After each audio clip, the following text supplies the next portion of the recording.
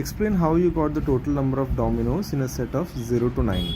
0 0 0 1 0 2 0 3 0 4 0 5 0 6 0 7 0 8 0 9.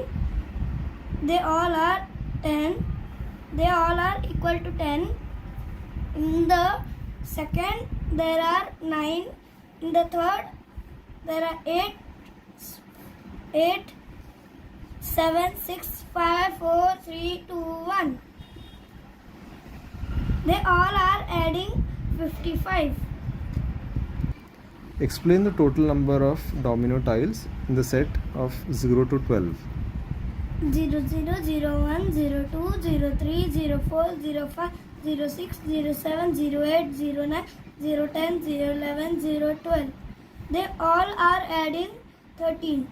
In the second row they all are adding 12, and third 11, and fourth 10, and fifth 9, and sixth 8, seventh 7 6 5 4 3 2 1.